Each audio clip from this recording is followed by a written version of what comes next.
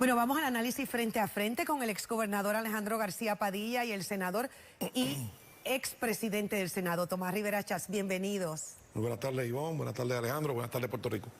Muchas felicidades, por supuesto, a ustedes y al país que nos está viendo. Encantado de estar aquí nuevamente. Bueno, vamos a comenzar, desde la semana pasada empezamos a analizar desde logros, retos, comenzamos con el gobernador, vamos a tomar la legislatura, ha sido un año bastante álgido con controversias internas y externas, al punto que el gobernador ha señalado que no va a seguir enviando nombramientos y en el Senado no se los va a confirmar. Me gustaría que analizaran logros y retos de la legislatura. Digo, Tomás está allí, ¿verdad? Y tiene el día a día para contarnos, ¿no? Pero desde mi perspectiva como ciudadano, aquí chocan dos elementos muy importantes. En primer lugar, esa es la prerrogativa del gobernador, designar candidatos, y es la prerrogativa de la legislatura evaluarlos. No es un sello de goma, no puede serlo. Y en ese sentido, pues me parece a mí que debe haber un mejor diálogo para que habiendo un gobierno compartido pueda haber un entendido previo al nombramiento de las personas. Así pasó en el gobierno de Carlos Romero cuando el presidente del Senado Hernández Agosto, y en el gobierno de Luis Ferré cuando el presidente del Senado era Rafael Hernández Colón. Se daba ese entendido previo a la designación de las personas. Ahora mismo, por ejemplo, el secretario de DACO, ¿verdad?, sin yo entrar en los méritos de si debe ser confirmado o rechazado, ha sido nominado por el gobernador cuando el secretario designado le presentó una querella ética a quien hoy es el presidente del Senado, querella ética que no prosperó, donde se decían cosas que no eran ciertas.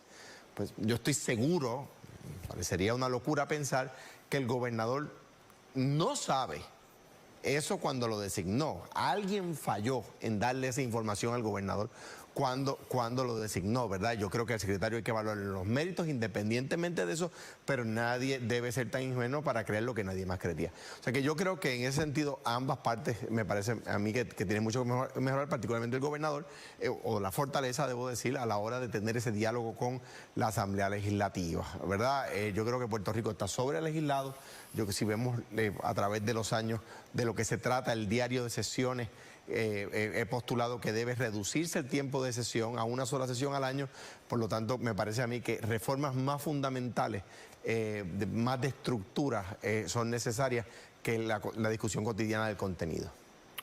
Me parece que un gran reto que tiene la Asamblea Legislativa es ser productiva.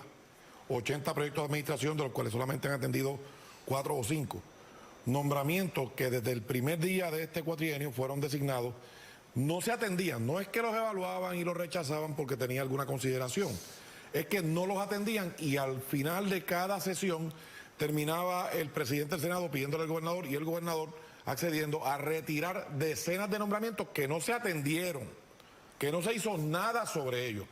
Sobre el secretario del DACO, si le radicó una querella al presidente del Senado en el pasado o no, bueno, eso no debe ser un elemento, ¿verdad?, para descartarlo, ¿verdad?, porque sería algo personalista del presidente del Senado contra el nominado. Si él entendía en aquel momento que había un conflicto ético y radicó la querella, bueno, pues se atendió, y si no prosperó, pues no prosperó.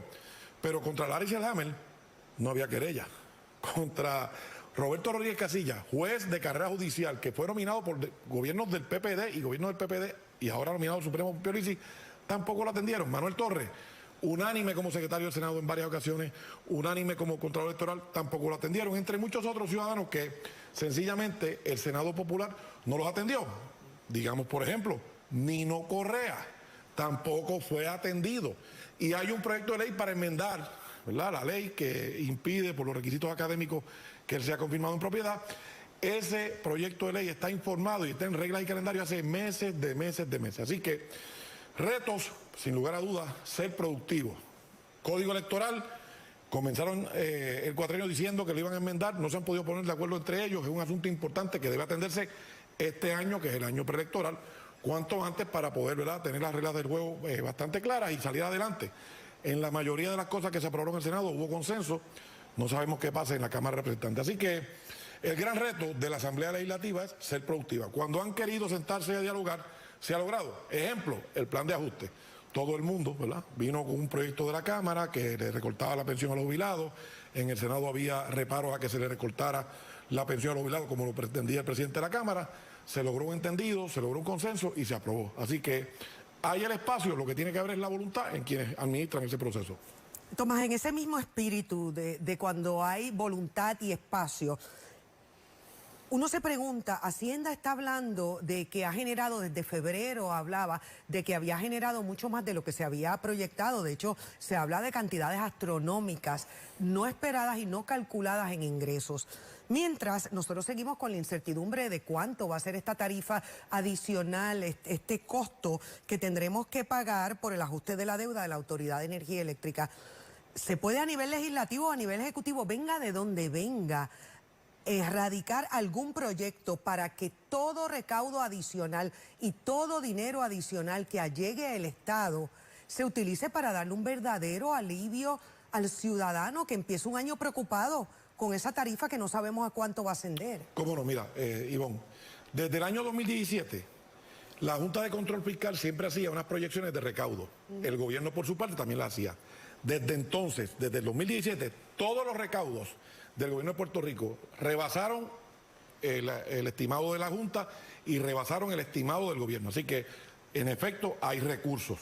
Específicamente sobre tu pregunta, pues claro que puede identificarse fondos para aliviar si finalmente hay un cargo, porque todavía eso no está claro, ¿verdad? No sabemos a ciencia cierta si habrá un cargo y cuánto será y a quién le tocará sufragar o costear eso, ¿verdad? Pagarlo. Así que el gobernador hace unos meses radicó un proyecto de ley para sacar del Fondo de Seguro de Estado un dinero para atajar el aumento del costo del petróleo por 1 o 2 trimestres quizás. No tuvo espacio en la Asamblea Legislativa. De esa misma manera se pueden buscar alternativas para que el ciudadano, ¿verdad?, no tenga que pagar ese costo si en efecto en el futuro, luego del plan de ajuste de la autoridad, hay un cargo en la factura que todavía al día de hoy nadie lo sabe a ciencia cierta. En cuanto a eso, varios temas. Número uno, o sea, en primer lugar, me parece que quizás utilizar esos fondos para un subsidio no es el camino correcto. Quizás podemos utilizar esos fondos para subsidiar, por ejemplo, energía solar en las casas de los individuos que precisamente van a estar pagando la factura de la luz. En ese sentido, les reduces la factura de la luz y producen energía limpia y eficiente, ¿verdad? O sea que tenemos ahí un doble beneficio. O sea que a tu pregunta, Ivonne, la respuesta es sí, se puede identificar esos sobrantes en vez de utilizarlos en el 100% en lo que se han utilizado los sobrantes, utilizarlos, por ejemplo, en subsidiar la instalación de paneles solares en las casas. Aquellos que viven en condominios, pues utilizar esos fondos para paneles solares en lugares donde se alimenta, de los cuales se alimenta el sistema energético y darle un alivio también a los de los condominios. Sí se puede hacer. Ahora el Congreso acaba de aprobar $1.000 millones para hacer eso. Pero eso va a dar para una porción de la población. Podemos, con tu idea, Ivonne, utilizarlo para el resto de las casas en Puerto Rico y así lograr el ahorro, porque no estaría yo de acuerdo con que subsidiemos desde Hacienda el costo de la energía en Puerto Rico, porque eso sería una práctica, ¿verdad?, que no sería buena de cara al futuro. Ahora bien, un tema muy importante. España, con la economía que tiene España, tiene una deuda menor a la deuda que tenía Puerto Rico en el 2012 cuando yo gané las elecciones.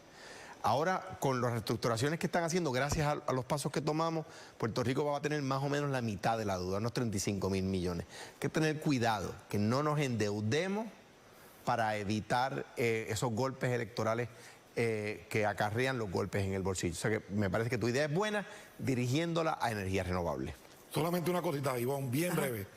Los fondos del gobierno de Puerto Rico no son subsidios de la gente, son dinero de la gente, que la gente pagó en contribuciones, que la gente aportó de diferentes maneras, y no es subsidiarlo, es devolverle en alguna medida el dinero que pagaron. Estoy de acuerdo contigo, pero que no sea por lo de la factura de luz. Quiero decir, por ejemplo, con paneles solares, pues hacerlo de esa forma. Bueno, muchas gracias por el análisis mañana.